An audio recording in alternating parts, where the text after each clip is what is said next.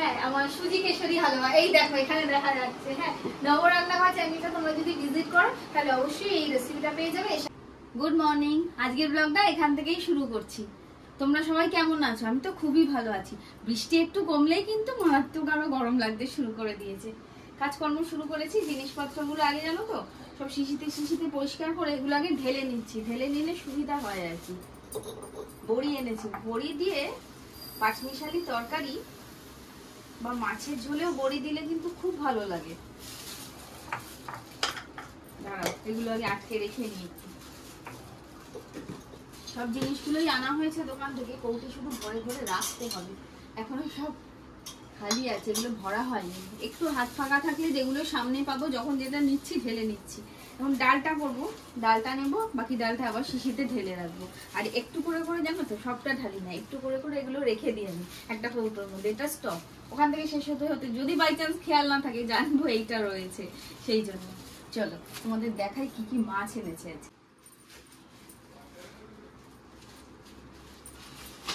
কি মাছ এটা?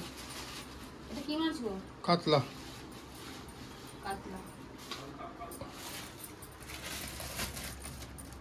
আর এটা তো রুই।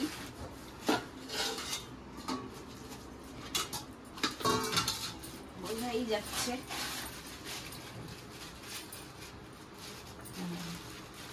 রুই। এইটাতে কি তাহলে? দেখো। ও বাবা, দেখো কি মাছ এটা।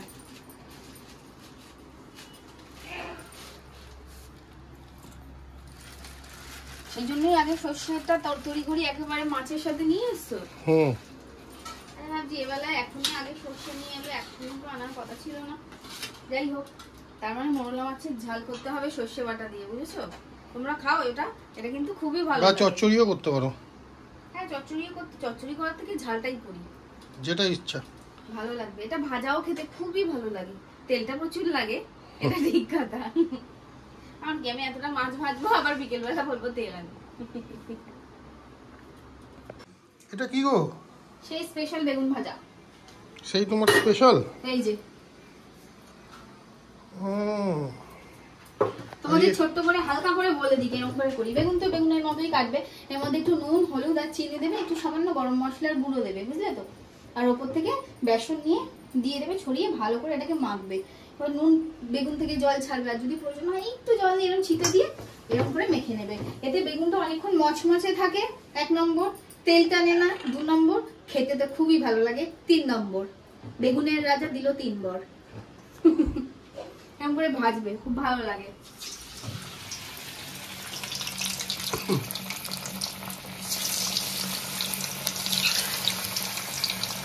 কি হচ্ছে রিও দেওয়া? এরকম ফ্যান্টাস্টিক রোদ উঠেছে দেখো। রিওকে আজকে কি খেতে দিয়েছিলাম জানো? এখানে আলু কাটছিলাম, ওটা আলু দিয়ে দিয়েছি। নর্দমার জল কত নেমে গেছে। একটু বেসন লেগে আছে, এটা নষ্ট করা যাবে না। এর মধ্যে আমি ভেন্ডি কুচিয়ে দিয়ে দেবো, দিয়ে ছেড়ে দেবো, খাওয়ার সময় কড়মড়ে ভেন্ডি ভাজা হয়ে যাবে, দারুণ লাগবে। আচ্ছা শুনলাম ঘুরতে যাবো। ও ওগুলো কি মাছগুলো? ও ওখানে ভাত, মাছগুলো তো হয়েই গেছে ধোয়া। দেখবে আজকে কি সুন্দর ঝলমলে রোদ উঠেছে, এই যে। তাই আমি জামা কাপড়ও কেচেছিলাম, মেলেছি খানিকটা। ঘরে কি করছে? কি গো তোমার কত দূর? মোটামুটি হয়ে গেছে। হ্যাঁ, এখানে ভাত প্যাকিং চলছে। ডালও তো হয়ে গেছে দেখছি টেবিলে, তাই না? ডাল কমপ্লিট করে নাও, তরকারি হয়ে গেছে। তোমার কোনো এমনি বক্তব্য আছে? দেখাও একবার, কিছু বক্তব্য আছে? বলো না, লজ্জা পাচ্ছ কেন বলো একটু।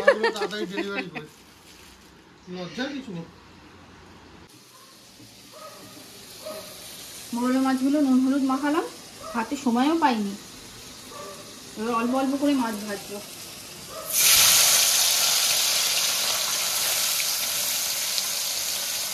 আর বেশি দেওয়া যাবে না, তাহলে আর বেশি কড়া ভাজাটা হবে না, জানো তো? এদিকে মাছের ঝোল কাঁচকলা দিয়ে খুব ভালো রুই মাছের ঝোল হবে আর কাতলা মাছের ঝোল হবে একসাথে, একেবারে ঝোল করছি।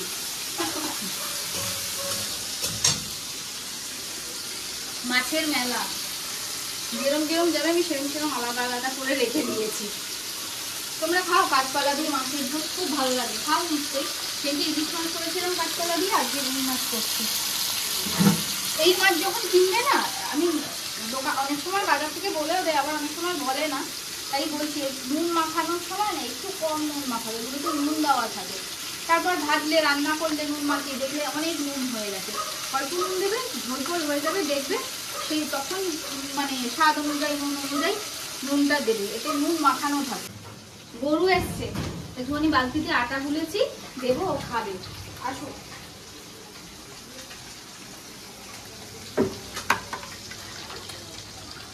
এখনো ওদিকে খাচ্ছে, কাঁঠাল খেয়েছি, আবার চিড়ে দিয়েছে পুষ্পা, চিড়ে খাচ্ছে।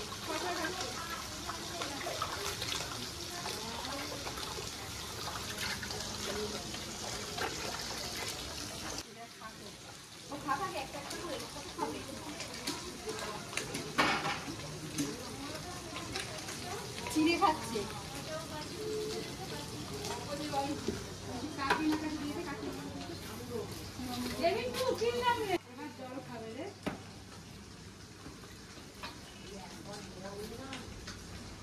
নাক মুখ ঢুকে গেছে ওর।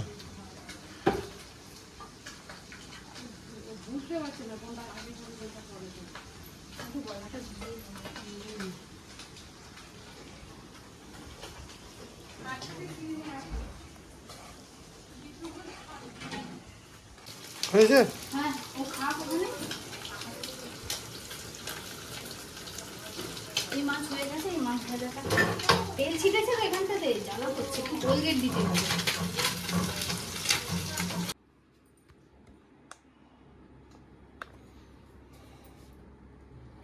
এখন রেসিপি ভিডিও শুট হবে, তার জন্য দুপুরবেলা আগে খেয়ে দেওয়া রেস্ট নেওয়া হয়নি, উঠেই রেডি হয়ে চলে এসেছি। রেসিপিটা আগে করে নি, কারণ এইটা আজকে এক্ষুনি ছাড়তে হবে তৈরি করে, সেই জন্য। তৈরি আমার সুজি কেশর হালুয়া, দেখতে কেমন হয়েছে সেটা বলো। আর যদি রেসিপিটা চাই তাহলে আমি কিন্তু অবশ্যই আমার ইউটিউব চ্যানেল নবর রান্নাঘরের যে লিঙ্কটা সেটা দিয়ে দেবো, আর তোমরা কিন্তু অবশ্যই গিয়ে দেখো রেসিপিটা, আর ভালো লাগলে অবশ্যই ওখানে গিয়ে একটা কমেন্ট করে দিও, তাহলে আমি বুঝবো যে তোমরা কারা কারা দেখছো। আর অবশ্যই কিন্তু ট্রাই করো এটা বাড়িতে। চলো আমি এবার বাকি কাজকর্মগুলো মেটাই। রাতের খাবার দাবার নিয়ে সোজা চলে এলাম, সন্ধ্যে থেকে এত ঘোরাঘুরি এত কাজ ছিল, তার মাঝে তো ভিডিওই করা হয়নি। তো রাতে এখন খাবার নিয়ে বসেছি। আজকে চিকেন বানিয়েছিলাম, খুব ছিমছাম খাওয়া, রুটির সাথে আলু চচ্চড়ি আর ডিমের অমলেট। আর আমার রয়েছে, অর্ডারেরই ছিল, সেখান থেকে একটুখানি রয়েছে চিকেন দো পেঁয়াজা করেছিলাম, এই দেখো সেইটা। আর ভাত তো খাবোই আমি, আমার ভাত আছে। আর এইটা হলো স্পেশাল সেই সুজির হালুয়া, কেসারি সুজির হালুয়া, যেটা আমার রেসিপিটাও রয়েছে নবর রান্নাঘর চ্যানেলে। হ্যাঁ, আমার সুজি কেশরি হালুয়া, এই দেখো এখানে দেখা যাচ্ছে। হ্যাঁ, নবর রান্নাঘর চ্যানেলটা তোমরা যদি ভিজিট করো তাহলে অবশ্যই এই রেসিপিটা পেয়ে যাবে, এর সাথে আরো ভালো ভালো রেসিপি যা আছে সেগুলোও পাবে। আর অবশ্যই চ্যানেলটাকে সাবস্ক্রাইব করে দিই, তাহলে পরবর্তীকালে যা যা ভিডিও আমি দেবো সেগুলো তোমরা সব দেখতে পাবে। দেখো সুজিটা না দারুণ হয়েছে খেতে, কারণ এটা এখানে সেট করার পর একটু এক্সেস ছিল, মানে কড়াই চাঁচা যে ব্যাপারটা হয়, ওটা বাটিতে তুলে আমরা খেয়েছি হাত দিয়ে দিয়ে খাবলে খাবলে। এমনি আমরা সুজি পছন্দ করি, আর এখানে এই কেসারটা অসাধারণ একটা ফ্লেভার আসছে। তো এখন এটাকে আমি কাটবো, কেটে ভাত পাতে রুটি পাতে লাস্টে আমরা সবাই খাবো, কেক কাটার মতো। কাটি বলো? কাটো।